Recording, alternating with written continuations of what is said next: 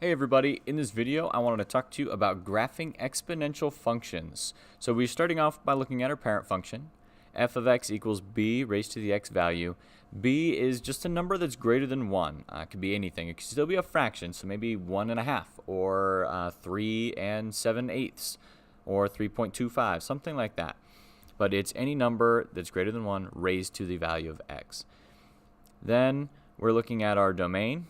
It's all real values. Our range is all positive real numbers. And our asymptote is the x-axis. An asymptote is something that you can't touch, something you can't cross. And our y-intercept is 0, 1.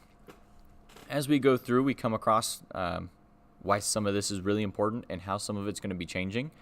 But if you have any questions and the video doesn't answer any of them, please leave those down in the comments below and I'll answer them as best I can. I can even maybe make a whole nother video if that's something that you really want to dive deep into.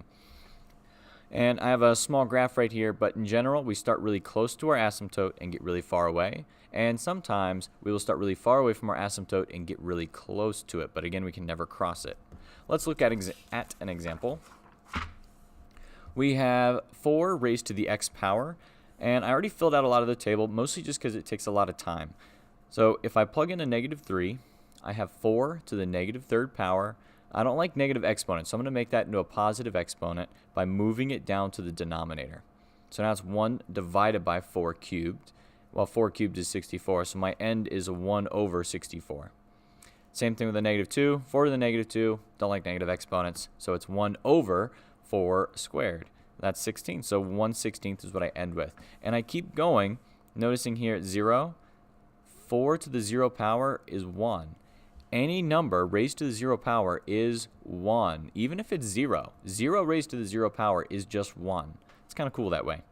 Then, of course, 4 to the 1st is 4. 4 squared, 16. 4 cubed, 64. Now, let's look at what that graph ends up being. So I have my first value, let's do -3 is 1 over 64.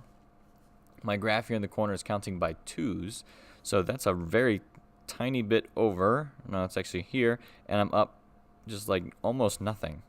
And from there, I have to go to -2, and I'm at 1/16. Well, that's just barely any higher. -1, I'm at a 4th. Okay, not higher.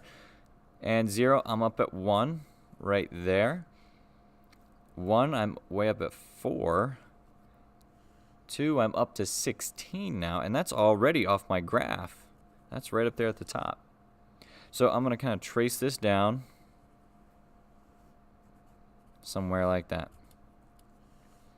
Now you'll notice I started close to my asymptote in this case and ran away from it, and our asymptote is right here on the x-axis. So what I do is we represent that with little dashed lines, and I go past my axis to the left and to the right a little bit. And that came from our parent function. On here, we had an x, or our x-axis was our asymptote, because I can't cross that. No matter what I do, I am never going to have a number that's equal to 0 or less than that. You can see in this one, we get very small fractions sometimes, but we're never going to hit 0. So in this case, my horizontal asymptote, or HA, is y equals 0. That's the equation for our x-axis. Then let's look at our domain. What numbers can I plug into this function? What values can I have for x? Well, that's all of them. So that's all real numbers. What values am I going to get out of this function? Well, I can get stuff that's really, really small, or I can get stuff that's really, really big, but I can't get stuff that's 0 or less. So it's still a small but positive number. So here my range is f of x, or my y's, have to be greater than 0. Not equal to, strictly greater than. All right, let's go on to our next one here. And this is where we're going to talk to you about just the overall graph that's a little bit more complicated, a little function that's a little more complicated. We have an a value, and if a is negative, it just means we're reflected over our x-axis. And a also tells us the distance between our horizontal asymptote and our first coordinate point. So if we look at an example of our parent function, you know that cross at 0, 1. How far away am I from my asymptote? I'm just 1 away, and that's because a is 1 for our parent function. Our horizontal translation comes from h, just like it always has. If it's x minus 5, then I'm going to go to the right 5. If it's x plus 5, then I'm going to go to the left 5. And vertical translation, if it's a plus 3, I go up 3 with my graph. If it's minus 3, I go down 3 with my graph. Same as what it's been for all of our Algebra 2 class.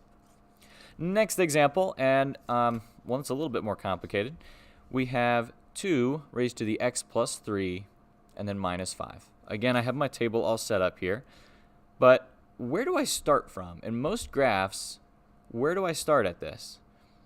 Well, I'm going to again go all the way back to my parent function.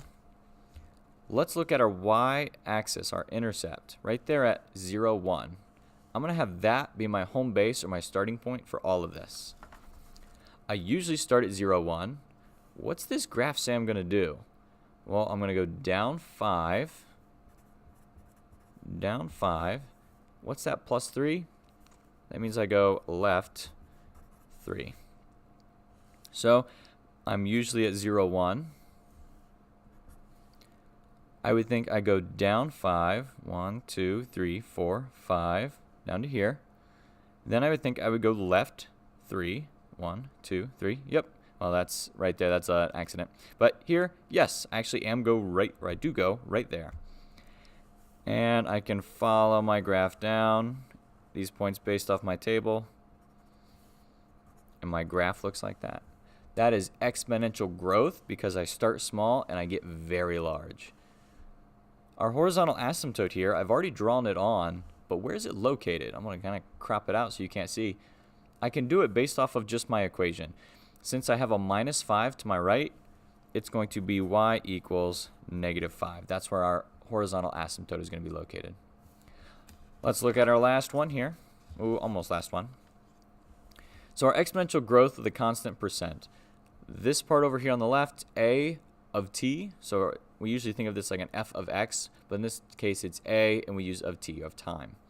That would be our final amount that would be in a bank account or an investment account or something like that. Lowercase a is our principal. We always just have 1. That represents that we have the principal sitting in the account. And then we have our rate of either growth or decay, whether that amount is increasing or whether they're pulling that amount away. Just depends on what goes there. And then t is time. And most of the time that's in years, but it depends on what the problem is asking. Our growth factor is 1 plus r. That's just the stuff that's right there in the parentheses. Growth is if r is positive, or if we're gaining either money, people, animals, bacteria, whatever. Decay is if r is negative, or you're losing money, people, animals, whatever. So an example would be I'm gaining interest in a bank account, or I'm losing people to the flu. A little morbid, but that's how it goes. So let's go to this example. We have 2 times 2/3 that's raised to the x minus 3. Sorry, that's a little sloppy in there. And then minus 4. I first want to ask you, is this growth or is this decay? Well, it's decay because this value in here is less than 1. If that was greater than 1, I'd be gaining something, money or people or whatever. So that would be growth if that was greater than 1. Since it's less than, it's decay. Again, I already put my table together. We start off with a negative 2 going in and an 11.187 coming out. And you'll notice as I come down here, as my x's get bigger, my y's get smaller, and they even go negative. First, I want to ask, where's my horizontal asymptote?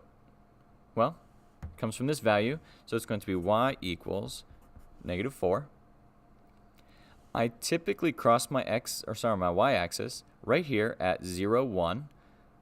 And based on my function, I would think I go down 4 and to the left 3. So I'm going to go down 1, 2, 3, 4. And I'm going to go to the right 3. 1, 2, 3. Right at that little x. But you'll notice my graph doesn't do that. I am in fact 2 away from my asymptote. And that comes from that 2 all the way out in front. So because of this 2, I am stretched vertically. And I'm a little bit further from my asymptote than I would have suspected. So I really suggest doing a table on these until you get the hang of them. But practice these and they'll come a little bit faster than what you think. Hopefully this was helpful, and if it was, click that like button. If you have any questions, please leave those in the comments below. I really will answer them to the best I can. And if for some reason you need a little more private help, if you're one of my students, please send me an email and let me know. If you're not one of my students, send something in the comments below saying that you have some help that you want another video on, or just ask your question down there and I'll see what I can do to help you. Have a great day, everybody.